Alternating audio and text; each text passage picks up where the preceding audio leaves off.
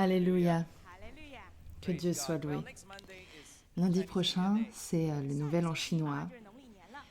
Et pour les Chinois, chaque année, le Nouvel An est toujours un temps très spécial.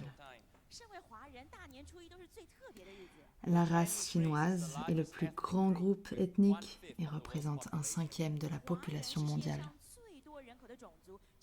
Il y a plus de personnes qui parlent chinois que n'importe quelle autre langue dans le monde. C'est aussi la langue la plus communément utilisée sur Internet aujourd'hui. Avec les Juifs, les Chinois sont une des premières et des plus vieilles civilisations existantes. Son histoire est ininterrompue depuis près de 4500 ans. Mais je me demande combien d'entre vous avez vécu cela quand vous êtes devenus chrétiens. Pour la plupart d'entre nous, en tant que Chinois, quand nous devenons chrétiens, d'une certaine manière, on nous fait ressentir que nous avons oublié nos racines chinoises.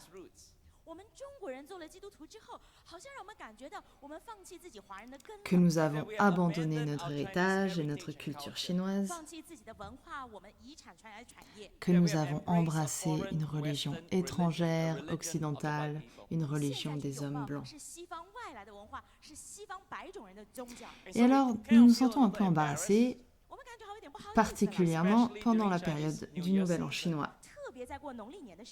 Vous rencontrez votre famille, vos amis. Oh, nous avons entendu dire que maintenant tu es chrétien. Ah, tu n'aimes plus ta famille. Ah, tu n'aimes plus tes parents. Ils diront, ah, maintenant tu es devenu un occidental. Parce que quand tu es chinois, tu dois être taoïste, confucéen ou bouddhiste.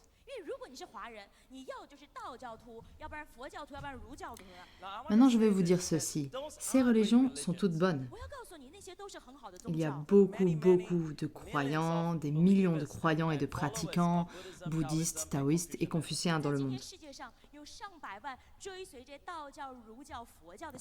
Mais aujourd'hui, je veux vous donner un enseignement.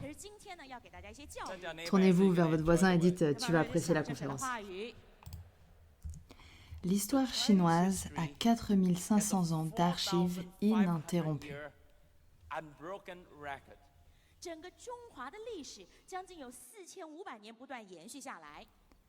Prenons cela comme l'année 0.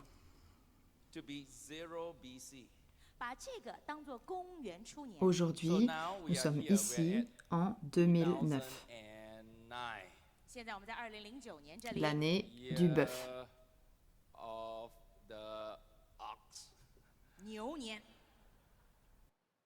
Si je travaillais avec des jeunes, je leur dirais tournez-vous vers votre voisin et faites meuh.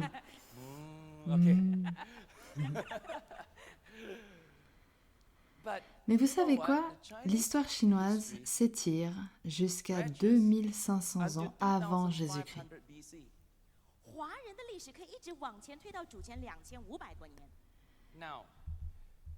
Le taoïsme arrive aux alentours du 6e siècle avant Jésus-Christ. Et aux alentours du 5e siècle avant Jésus-Christ arrive le confucianisme et le bouddhisme.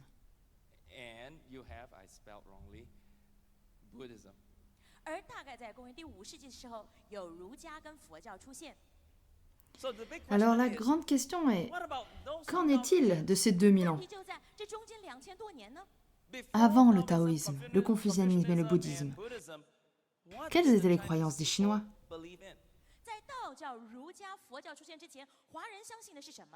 Ce qui est intéressant est que nous avons des archives historiques très claires. Pendant les 2000 premières années, les Chinois vénéraient un unique Dieu suprême. Et non des dizaines ou des millions de déités.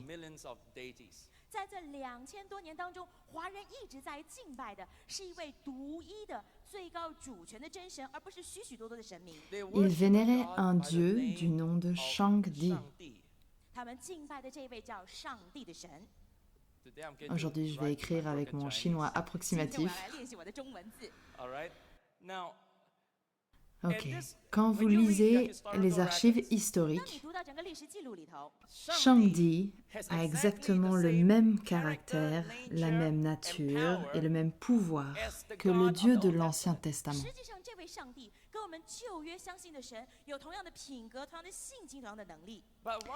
Mais alors que les Hébreux l'appellent Yahvé ou Jéhovah, les Chinois, depuis le début, l'appellent Shangdi, le roi qui vit au-dessus, le plus grand Dieu.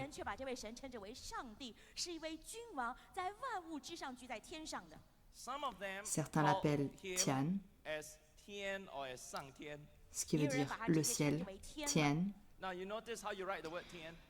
Regardez comment on écrit Tian.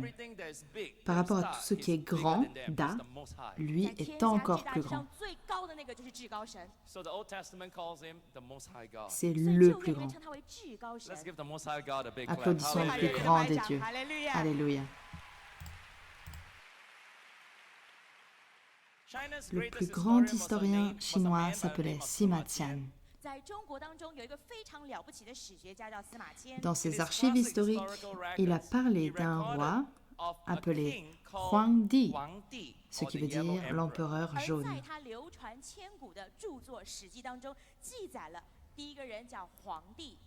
Huangdi est supposé être à l'origine du peuple Han, les Chinois Han.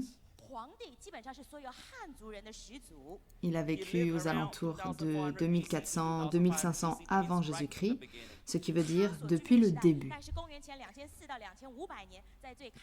Et Sima Qian a écrit que Huangdi a fait construire un autel à Taishan, qui est une montagne dans la province de Shandong, pour vénérer Shangdi, le dieu suprême.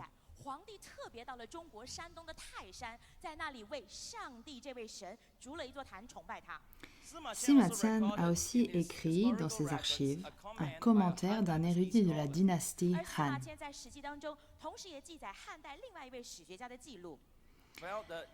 Je vais demander à Lou de lire ce qui était écrit.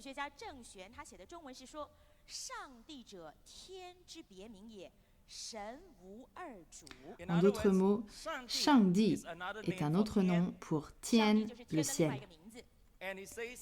Et il est dit, les esprits n'ont pas deux seigneurs, deux maîtres. Le Seigneur, ton Dieu, est un. Encore une fois, cela confirme ce que dit l'Ancien Testament. Il y a aussi un chant trouvé dans les classiques, dans les statues de la dynastie Ming. Je ne vais même pas essayer de lire le Wenyan Wen, c'est la littérature classique chinoise, mais Lulu peut le faire.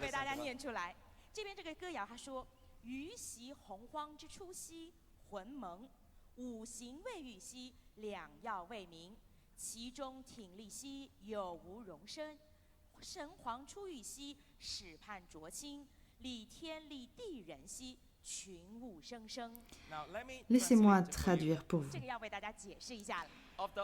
Au commencement, il y avait le grand chaos, sans forme et sombre. Les 5 planètes n'avaient pas commencé à tourner, ni les 2 lumières à briller. Au milieu de cela, il n'y avait ni forme, ni son. Toi, ô souverain spirituel, t'es manifesté dans ta souveraineté et as d'abord séparé l'impur du pur. Maintenant, remarquez l'ordre. Tu as créé le ciel, tu as créé la terre, tu as créé l'homme. Toutes les choses sont devenues vivantes avec un pouvoir de reproduction. Ouvrez la Bible au chapitre 1, verset 1 de la Genèse.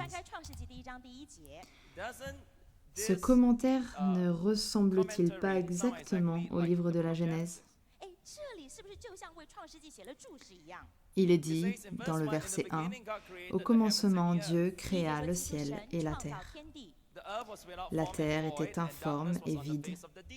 Il y avait des ténèbres à la surface de l'abîme et l'Esprit de Dieu se mouvait au-dessus des eaux. » Et ensuite, il est dit, « Et Dieu sépara la lumière d'avec les ténèbres et la terre d'avec les eaux.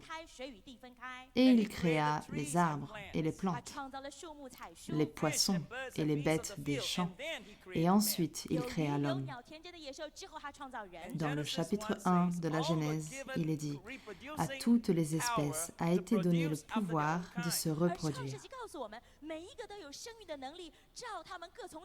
Vous pouvez voir que longtemps avant que toutes ces vénérations arrivent, longtemps avant le taoïsme, le confucianisme et le bouddhisme, avant qu'il y ait des temples remplis d'idoles à adorer. Depuis 2000 ans, le peuple chinois vénérait un Dieu unique, suprême et souverain, qui est le créateur du ciel, de la terre, et son nom est Shangdi. Il a la même nature, le même caractère et le même pouvoir que Jéhovah, Yahvé, le Dieu de l'Ancien Testament. Personne ne sait exactement à quand remonte l'origine de l'écriture chinoise. Mais la plupart des gens s'accordent pour dire que l'écriture chinoise est probablement apparue en 2500 avant Jésus-Christ. Alors, des siècles avant que les Égyptiens ne construisent leurs pyramides, il existe déjà l'écriture chinoise. Et avec l'écriture chinoise, avec cette capacité d'écrire, vous pouvez documenter l'histoire. C'est très intéressant, parce que depuis qu'ils ont pu documenter l'histoire, il y a eu plusieurs événements majeurs dont tout le monde pouvait se souvenir.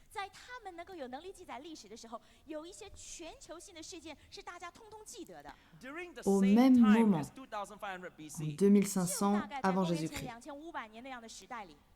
il y a eu le déluge. Il y a eu la tour de Babel. De quels autres événements les gens pourraient-ils se souvenir s'ils étaient vivants et si ces événements étaient vrais?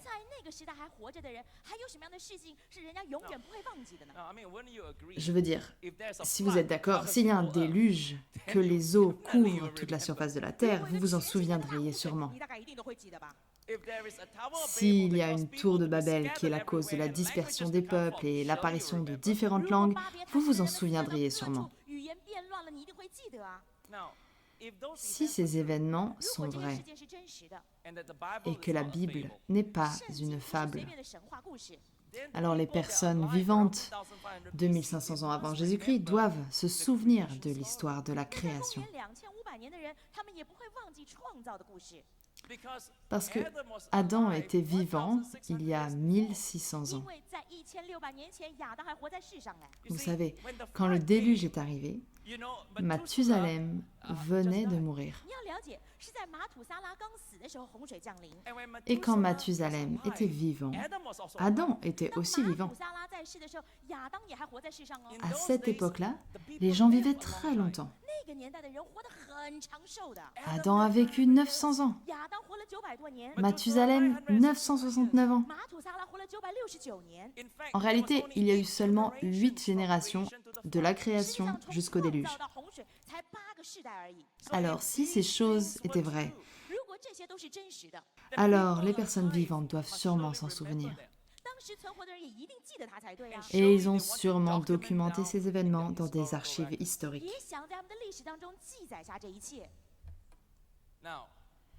L'écriture chinoise est unique, puisque d'une certaine manière, elle a cette capacité à capturer l'histoire chinoise. Parce que les Chinois n'utilisent pas des lettres, ils utilisent des caractères sous forme d'images. Donc chaque mot chinois n'exprime pas seulement une signification, mais capture aussi une histoire. Chaque caractère raconte une histoire. Donc si toutes ces choses étaient réellement arrivées, et que les Chinois étaient les descendants de la tour de Babel, les descendants de Noé. D'une manière certaine, ils auraient voulu retranscrire ces événements mondiaux cataclysmiques. Et pendant les 20 prochaines minutes, je vais vous montrer que tous ces événements mondiaux ont été documentés dans l'histoire chinoise. Oui, applaudissez le Seigneur. Alléluia. Alléluia. Venez avec moi au chapitre 1, verset 26 de la Genèse. Chapitre 1, verset 26.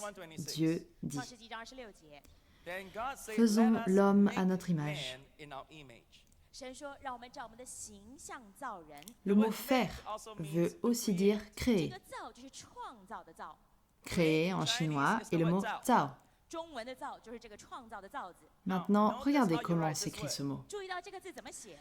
Ce mot s'écrit ainsi. Ceci veut dire parler, les mots. Et quand les mots sont parlés, le mouvement se produit.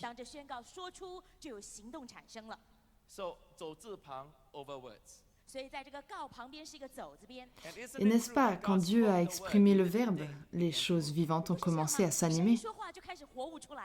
Alors déjà, depuis le mot « créer », vous savez que l'histoire de la création y a été inscrite. Et regardez verset 22. « Et Dieu les bénit en disant « Soyez fructueux et multipliez-vous ». Nous, les Chinois, nous adorons ce terme « bénir ». Fu.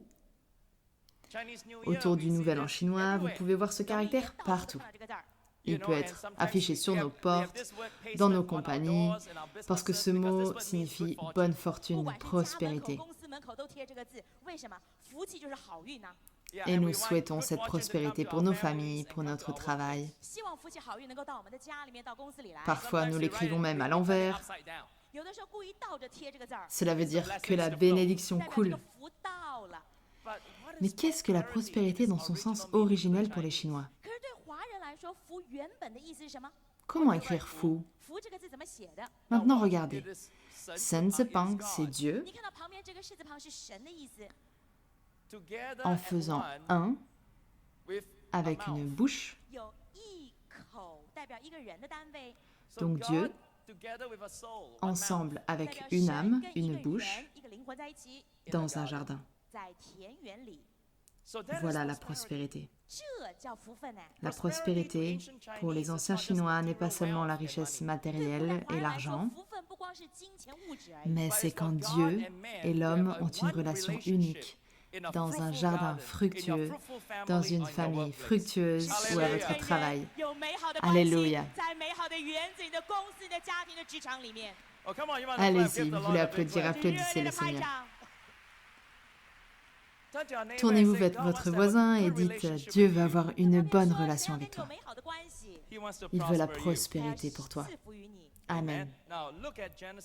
Maintenant, regardez chapitre 2, verset 15 de la Genèse. Il est dit, verset 15, « Et le Seigneur a pris l'homme et l'a placé dans le jardin d'Éden pour le cultiver et le garder. » Comment on écrit le mot « jardin » en chinois? Regardez l'écran. C'est ce mot, yuan. Maintenant, regardez. Regardez tous. Dieu a pris de la terre, tout. Il a respiré avec sa bouche sur deux personnes, dont une est un homme, jeune, et de son côté vint une femme. Et il les a placés dans un jardin. C'est comme ça que vous obtenez le mot jardin. Derek se sent très enthousiaste, même s'il n'est pas chinois. Chapitre 2, verset 16 de la Genèse. Et le Seigneur Dieu donne cet ordre à l'homme. Tu peux manger les fruits de tous les arbres du jardin, mais tu ne dois pas manger les fruits de l'arbre de la connaissance du bien et du mal, parce que le jour où tu en mangeras, tu mourras, c'est sûr. Alors Dieu les a arrêtés, leur a interdit. Interdire en chinois est ce mot, jin. Comment écrire le mot jin? Regardez. Dieu les a placés dans un jardin. Il y a des arbres. Il leur a donné une révélation. Dieu leur a donné une révélation à propos des arbres. Ne mangez pas leurs fruits. Si vous en mangez, vous en mourrez. Pourquoi y a-t-il 2 arbres? Parce qu'il y a l'arbre de la vie et l'arbre de la connaissance du bien et du mal. Maintenant, chapitre 3, verset 1, c'est là qu'arrivent les problèmes. Parmi les bêtes sauvages que le Seigneur Dieu a faites, le serpent est le plus rusé. Alors le diable est venu tenter la femme. Quel est le mot tentation en chinois? La personne qui est la tentatrice. C'est ce mot, regardez. Mot. Comment écrit-on mot, ce mot? Il y avait un jardin, et ensuite, il y eut un mouvement. Quelqu'un est venu vers l'être humain, en secret. C'est le mot si qui veut dire secret. Alors ce mot, gui, veut dire diable. Et aussi suspect. Gui, gui, shui, shui. Il est venu avec des mouvements lents. D'où venait-il? Il est venu d'entre les arbres, dissimulés. Il est venu comme le tentateur.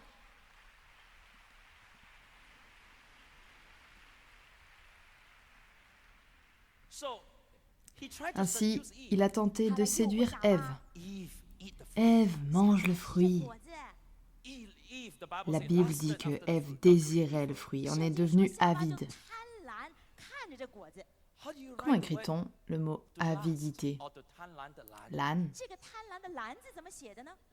Remarquez, ce sont à nouveau ces arbres au-dessus d'une femme.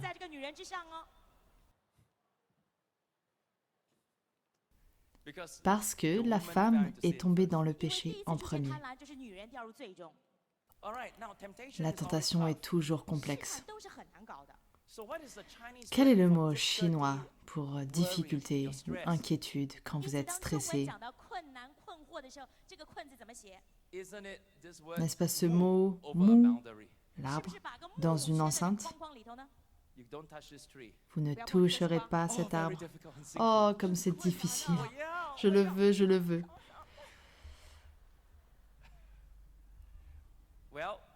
Alors, Ève est tombée dans le péché et ensuite Adam aussi. Et le résultat de la tentation fut le péché, Zui. La forme ancienne de Zui, je vais vous l'écrire, la forme ancienne. Je ne suis pas un expert en chinois ancien.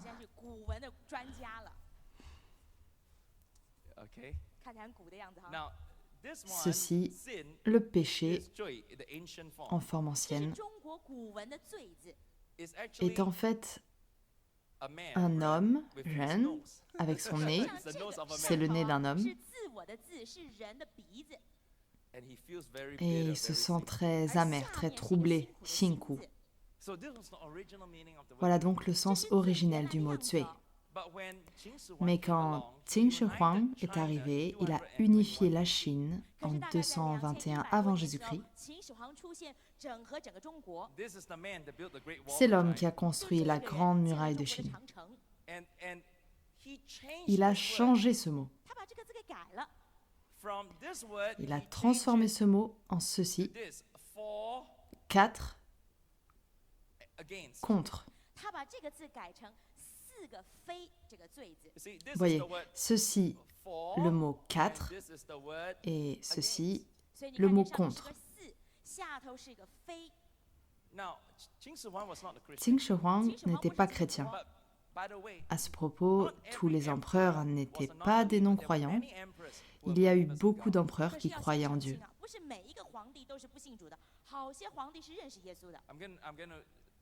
Je vais en parler davantage.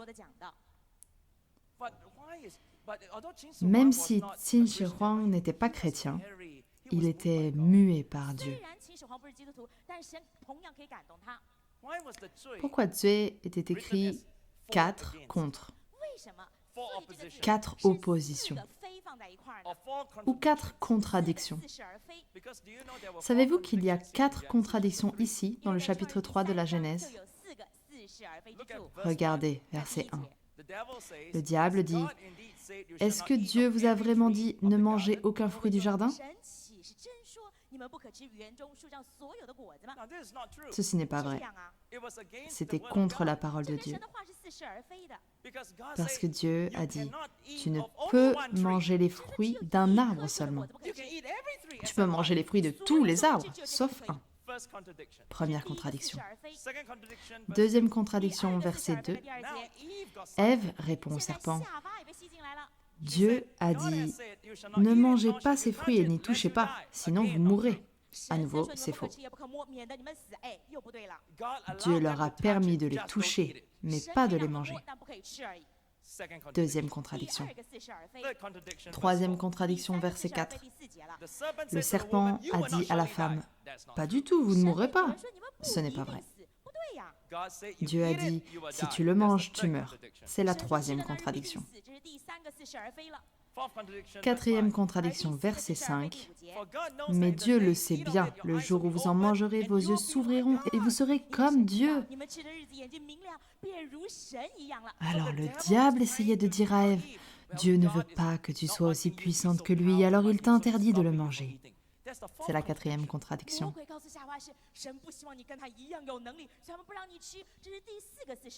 Alors la première fois que ce mot « tuer » est apparu, il décrivait les 4 contradictions du chapitre 3 de la Genèse qui a mené au premier péché. Allez-y, applaudissez le Seigneur. Alléluia.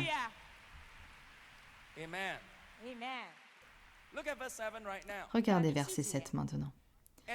Alors leurs yeux s'ouvrirent et ils virent qu'ils étaient nus. Comment écrit-on le mot nu? Luo.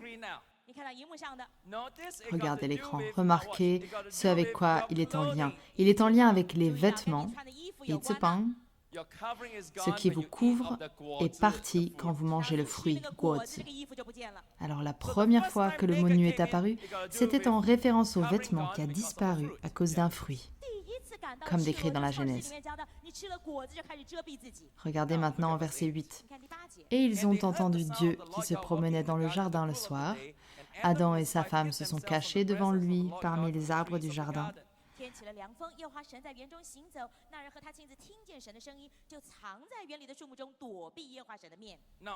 Adam s'est caché. Comment écrit-on ce mot, se cacher? Son corps, Shanti, est superposé à l'arbre.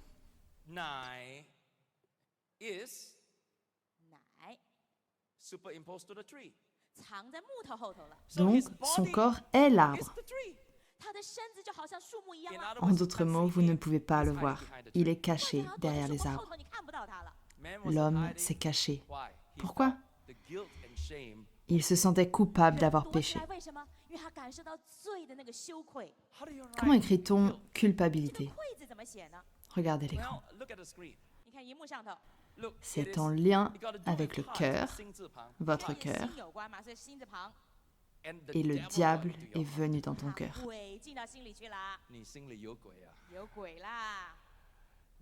Que s'est-il passé?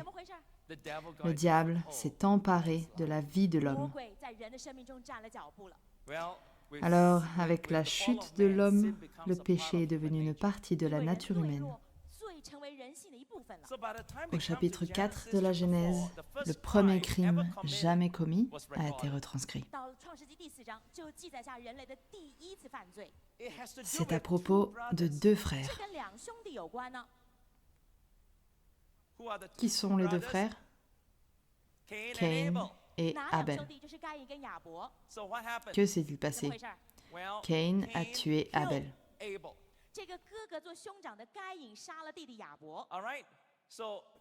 Le frère est devenu un meurtrier. Comment écrit-on meurtrier?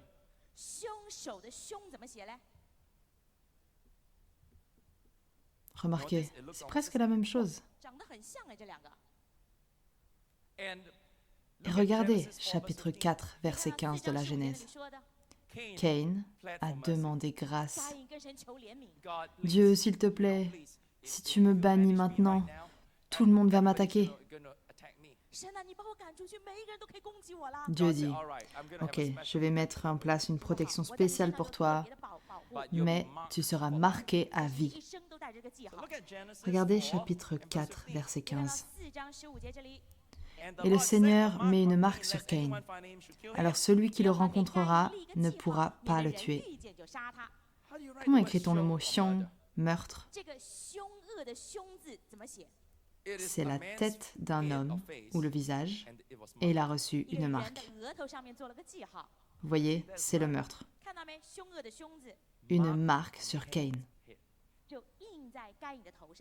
Depuis les temps anciens, toute l'histoire de la création a été retranscrite dans votre écriture.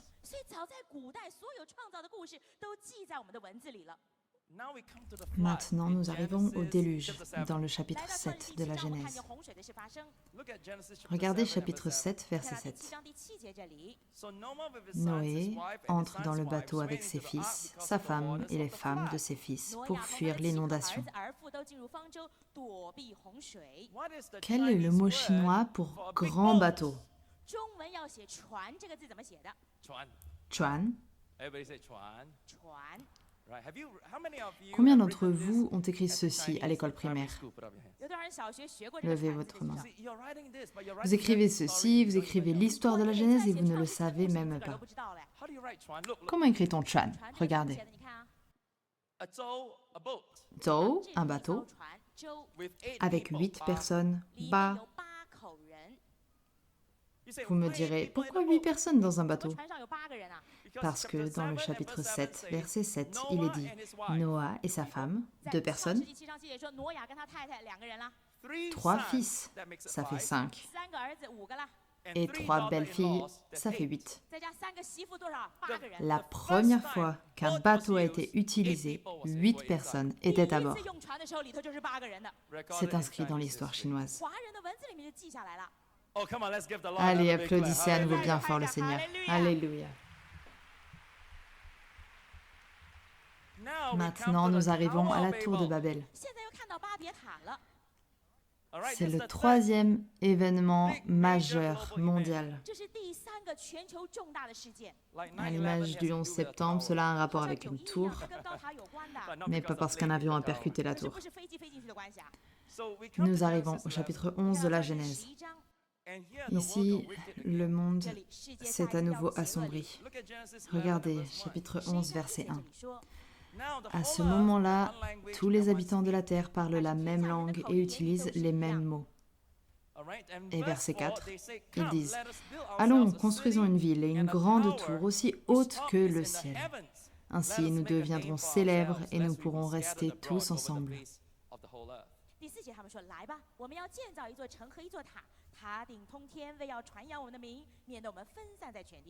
Comment écrit-on le mot tour en chinois? Le mot ta. Remarquez comment on l'écrit. Toutes les personnes, jeunes, parlent une bouche ou un langage. Le peuple avait une langue. C'est le mot chinois he. Donc, quand on a une vision, un langage, vous utilisez les mêmes mots nous sommes unis ensemble. Mais ici, ils étaient unis pour quelque chose de mal. Ils prenaient de l'herbe, 草字头, et de l'argile, 土字边, et ensemble ils forment le mot ta, une tour. Donc la première fois que le mot tour est utilisé dans l'histoire chinoise, cela parle de personnes réunies pour construire quelque chose.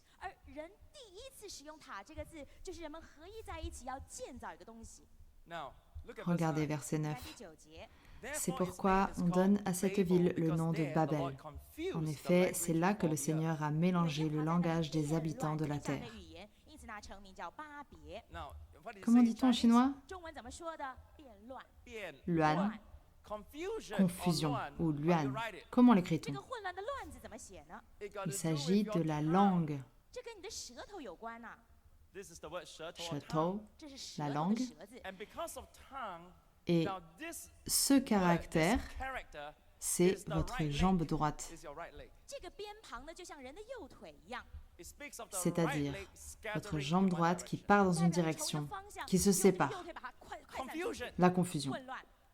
À cause des mots, les gens ont été séparés, dispersés, parce que leurs langues ont été mélangées. Le mot chinois pour disperser est le mot fensan. Ma prononciation n'est pas terrible. J'ai beaucoup à apprendre de Loulou. Comment écrit-on le mot fensan? Est-ce que vous voyez ici? Tournez-vous tous vers votre voisin et dites « Regarde le pasteur, allez !» C'est le mot « ba » et le mot « dao », un couteau. Pourquoi y a-t-il 8? Parce qu'il y a eu 8 générations qui ont mené à la tour de Babel. Et elles ont toutes été divisées par un couteau, alors il y a eu la séparation. Fen san. Mon pinyin n'est pas très bon. Maintenant, regardez. Fen san, c'est tous les peuples. Gong.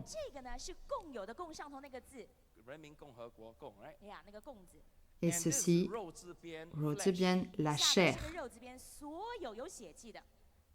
Et ce mot, Loulou aide-moi, pu zi bang, qui veut dire suivi. Alors regardez, mettez tout cela ensemble. Les générations ont été divisées et toute leur chair ont suivi. Alors, à cause de la tour de Babel,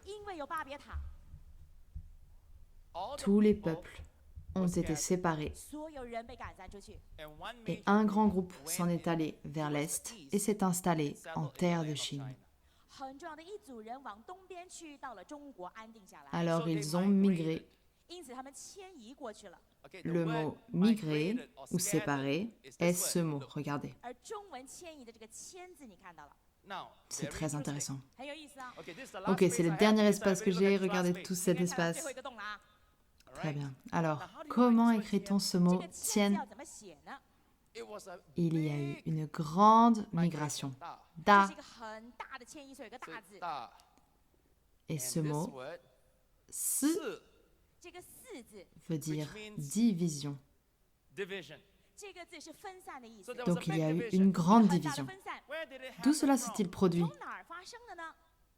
De l'ouest. Alors, Babel, pour le peuple chinois, est connu comme venant de l'ouest. Rappelez-vous, nous avons dans la mythologie chinoise l'histoire du dieu singe qui est allé à l'ouest. Où est l'ouest pour eux? Ce n'est pas l'Amérique, ce n'est pas l'Angleterre, c'est le Tibet, c'est vers cette zone-là. Alors Babel, à ce moment-là, pour eux, c'est l'ouest. Une grande division à l'ouest et en conséquence, les peuples ont été dispersés. Encore une fois, Zhou-Zi-Bang. Donc ils se sont tous dispersés et se sont installés en terre de Chine. Huangdi est un de leurs descendants. Et en son temps, les caractères chinois ont été inventés. Et toutes ces choses ont été archivées. Mais ils n'ont pas simplement archivé l'histoire. Souvenez-vous, Huangdi vénérait Shangdi. Alors il y avait ce concept que Dieu ne voulait pas abandonner sa relation avec les hommes, même si nous sommes tombés dans le péché. Combien d'entre vous savent que Dieu ne veut pas abandonner sa relation avec nous? Amen. Alors qu'a fait Dieu? L'Ancien Testament nous dit qu'il a institué un système de sacrifice de sang. Comment écrit-on le mot sacrifice?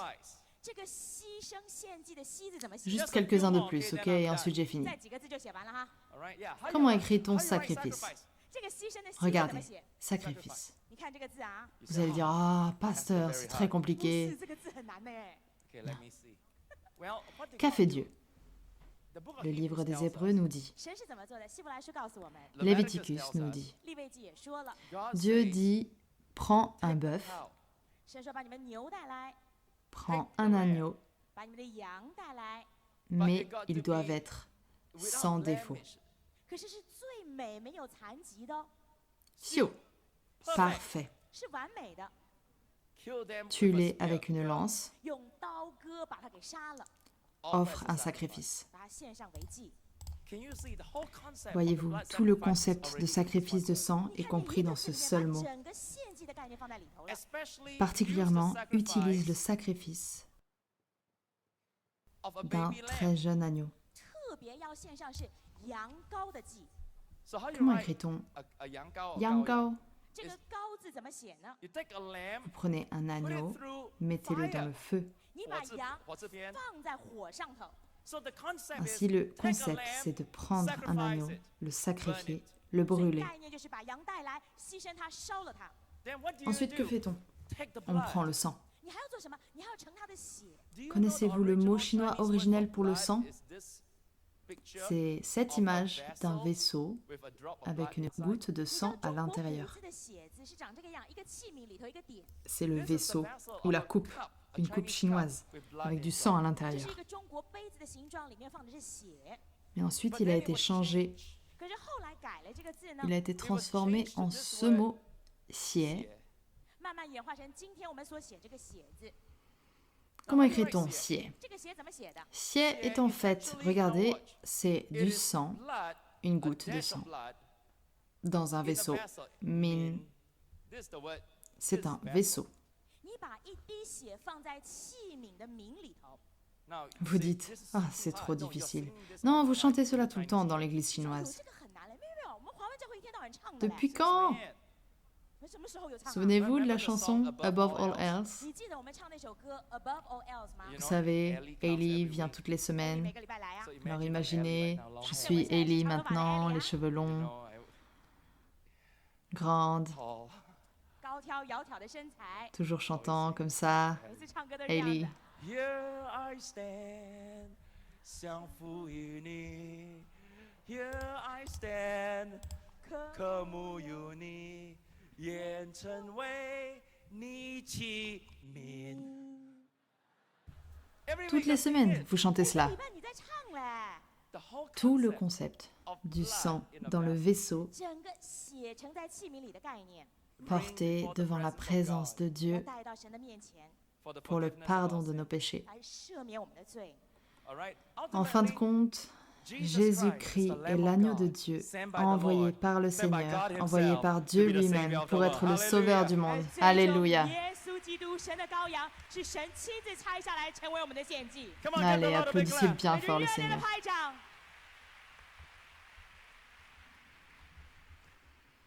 Et vous savez, il est venu pour nous donner la justice. Et la justice est ce mot, agneau, au-dessus de moi. Agneau, au-dessus de moi. Alors remarquez ceci, le sacrifice est toujours en lien avec l'agneau. Souvenez-vous, beaucoup de gens disent, et vous avez déjà dû entendre cela, vous êtes chrétien, vous dites que Dieu aime le monde, mais qu'en est-il de la Chine ancienne? Qu'en est-il de tout cela? Je suis fatiguée d'entendre des gens qui me parlent comme cela. La prochaine fois que quelqu'un te parle comme cela, surtout pendant la période du Nouvel An chinois, vous leur dites ce que je vais vous dire maintenant. Ce mot a des millions d'années, bien avant la venue de Jésus. Comment écrit-on ce mot? Vous prenez un agneau, vous utilisez votre main, vous prenez une lance et vous le transpercez. Une lance. Donc, les Chinois avaient déjà prophétisé cela. Dieu apportera son agneau et le peuple prendra une lance et avec leurs mains le transperceront. Et vous savez ce qui est arrivé au calvaire. Pouvez-vous imaginer des milliers d'années avant la venue de Jésus? Même sa mort était prophétisée dans l'écriture chinoise. Aujourd'hui, mon fils, Dayan, est appelé Kang Yi. Mais à Singapour, on l'écrit selon cette forme simplifiée. Mais regardez, même ce mot est fantastique. Il signifie le sang sur la croix.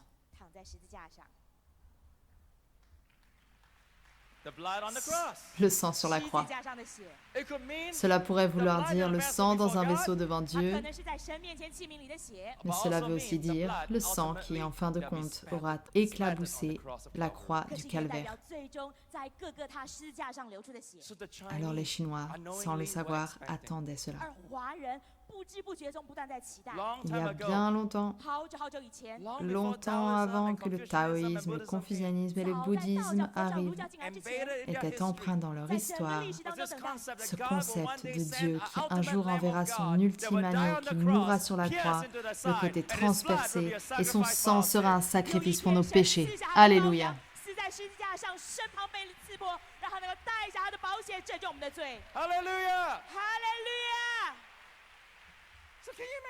Alors pouvez-vous imaginer? Vous grandissez en écrivant tous ces mots. Et sans le savoir, vous écrivez l'histoire de Dieu dans votre cœur. Inconsciemment, vous répétez l'histoire de la Bible. Le chapitre 3, verset 16 de l'évangile de Jean dit « Quiconque croit en lui ne mourra pas, mais aura la vie éternelle. » Le mot « vie éternelle » ou « yong » dans l'ancienne forme d'écriture est ceci. Cela veut dire « Quand l'agneau vient, il te lavera comme l'eau de tous tes péchés. » Aujourd'hui, nous utilisons ce mot « yong » qui veut aussi dire la même chose. Quand le sang vient, il te lavera comme l'eau et tous tes péchés seront nettoyés. Tu seras blanc comme neige. Alléluia. Oui, applaudissez bien fort le Seigneur. Comment êtes-vous sauvés aujourd'hui? Vous êtes sauvés à travers la foi. Dans l'Épître aux Romains, chapitre 10, verset 8, il est dit « Avec la bouche, la confession est faite pour le salut. » Qu'est-ce que la foi? La foi, c'est quand un homme utilise sa bouche pour se confesser. Et la confession amènera la foi, qui mènera à la grâce, qui elle-même mènera au salut. Allez, applaudissez bien fort le Seigneur maintenant. Est-ce que ce n'est pas merveilleux? Alors vous allez dire, « Waouh, je n'avais jamais réalisé cela. » Alors la prochaine fois que quelqu'un te dit, « Hey, tu es chinois, alors tu devrais être ceci, ceci ou cela. » Tu diras, « Non, non, bien longtemps avant ceci, ceci et cela, nous avons tout ça. Ils diront « Oh, tu embrasses une croyance américaine. Tu embrasses la foi de George W. Bush ou Barack Obama. » Tu diras non.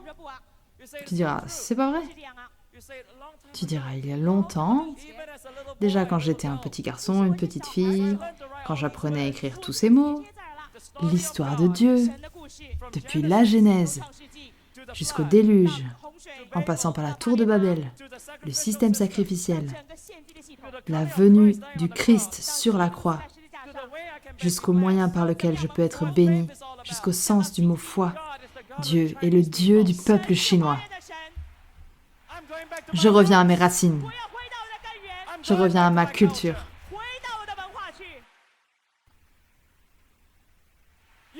Allez-y, applaudissez bien fort le Seigneur.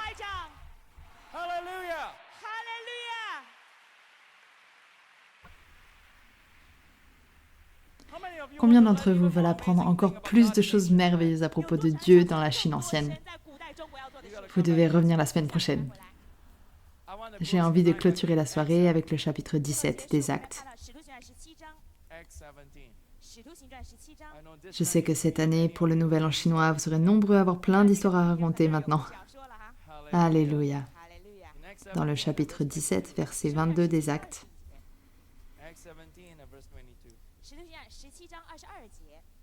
La semaine prochaine, quand vous viendrez, je vous raconterai une merveilleuse histoire. Mon père m'a nommé d'après un empereur chinois. Son nom est Kangxi Huangdi. Alors un jour, j'ai demandé à mon père.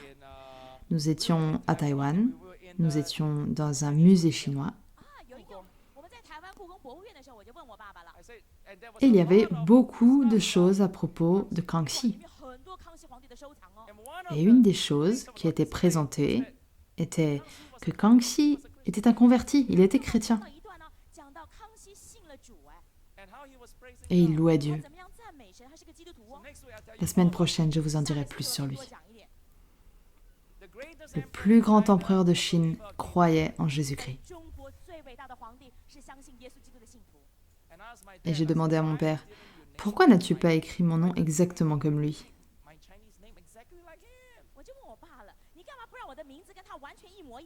Il m'a dit, « Si j'avais fait cela, tous tes amis auraient ri de toi. » Quoi qu'il en soit, la semaine prochaine, je vous en dirai plus sur Kangxi et c'est une histoire formidable. Alors la semaine prochaine, plus leçon d'écriture, ok? Je vais vous raconter une histoire passionnante. Dans les Actes, chapitre 17, verset 22, Paul vint à Athènes et Paul n'a pas sermonné le peuple pour leur idolâtrie. Il a dit, « Athéniens, je vois que vous êtes des gens très religieux en toutes choses. » Et ensuite il dit, verset 22, « En passant dans vos rues, j'ai regardé vos monuments sacrés. J'ai même vu un autel où ces mots sont écrits « Ô Dieu inconnu ». Eh bien moi, je viens vous annoncer ce que vous adorez sans le connaître. Je vous le dis, c'est notre travail. Il est de notre devoir en Chine, à Taïwan, ici à Singapour et à travers l'ensemble du monde sinophone. Le peuple chinois est comme les Athéniens. Nous sommes très religieux. Nous sommes très superstitieux. Nous avons peur des fantômes et des monstres, Gui, tout le temps. Vous savez, tout est fantôme ici, fantôme là. Vous savez, ce Gui, Yang Gui, ces fantômes étrangers. Nous sommes un peuple très religieux. Et ce que nous devons faire est de leur indiquer, parce que les Chinois cherchent Dieu. Et nous devons leur dire que le Dieu qu'ils ont toujours cherché est le même que le Dieu que le premier empereur de Chine vénérait. C'est le Dieu Shangdi. Vous ne connaissez pas son nom, mais pour les Hébreux, il s'appelle Yahvé ou Jéhovah. Pour les chrétiens, il est appelé Jésus-Christ. Et pour les Chinois, depuis le commencement, il est appelé Shangdi. Et regardez verset 26. À partir d'un seul sang, d'un seul homme, il a créé tous les peuples pour qu'ils habitent sur la terre. Il a tracé les limites de leur pays, il a fixé le moment des saisons. Donc même si vous ne connaissez pas Dieu, Dieu vous a déjà inclus dans son plan pour vous sauver. Il veut se dévoiler à vous. Il veut vous raconter son histoire et vous parler de vos racines et de votre héritage culturel et vous dire qu'il veut vous bénir, qu'il a un plan parfait pour vous, pour que vous soyez les premiers et non les derniers, pour votre prospérité. Oh, applaudissez le Seigneur.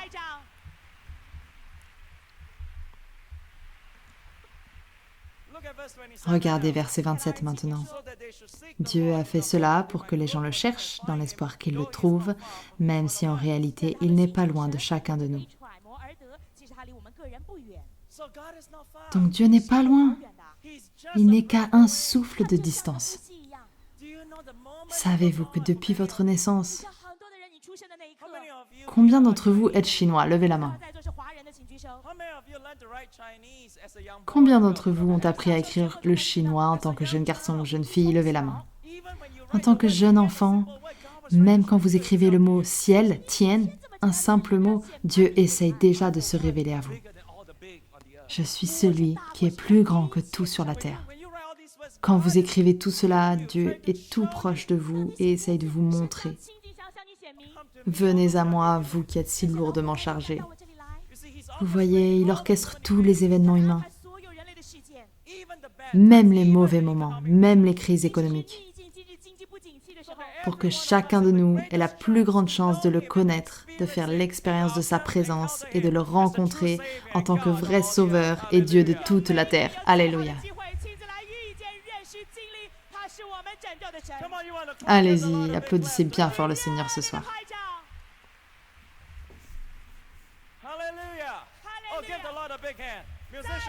Les musiciens arrivent sur scène maintenant. Combien parmi vous ce soir ont soudainement réalisé « Eh, Dieu a vraiment essayé de se révéler à moi depuis que je suis né ?» Levez la main maintenant. Peut-on alors lui faire confiance? Peut-on lui faire confiance à lui qui s'intéresse tant à nous? Pouvons-nous avoir confiance en lui, ce Dieu des cieux, pour prendre soin de nous quand nous traversons des moments difficiles? Bien sûr que vous pouvez, même pendant cette crise économique. Pouvons-nous avoir confiance en lui? Ce Dieu qui veut se révéler. Laissez-moi vous dire ce qu'il veut vous montrer. Il veut vous montrer qu'il est Jéhovah, Jireh, le Dieu qui pourvoit. Il veut vous montrer qu'il est El Shaddai, il est le Dieu du plus que suffisant. Il veut vous montrer que quand le monde entier s'effondre, vous pouvez continuer à vous élever. Alors vous dites, mais comment?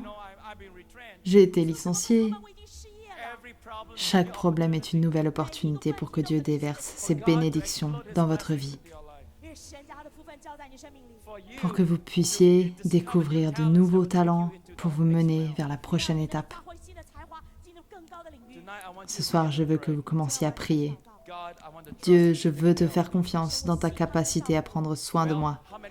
Bien, combien d'entre vous également, soudainement ce soir, croient et ont foi? Si Dieu est le Dieu du peuple chinois, alors ma famille peut être sauvée. Mes grands-parents, mon père, ma mère, mon frère, ma sœur.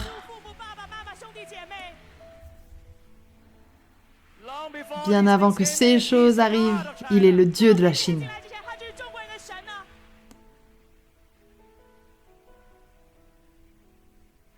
Maintenant, vous réalisez quelle grande renaissance est en train de se dérouler en Chine en ce moment.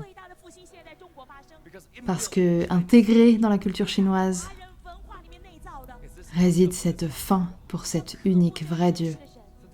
Donc c'est pourquoi, quand vous parlez à des Chinois, vous n'avez pas besoin d'entrer profondément dans la théologie. Vous n'avez pas besoin d'expliquer comme si vous parliez à d'autres parties du monde. Vous dites simplement aux Chinois, « Il est votre Dieu. Il vous aime. Il veut vous bénir. Et où que vous alliez dans le monde sinophone, ils ouvrent leur cœur et disent « Je veux être un croyant ». Parce que c'est comme revenir à nos racines, revenir à notre réelle culture. Ce soir, mettons-nous debout maintenant. Alléluia. Levons simplement nos mains et commençons à adorer ce grand Dieu.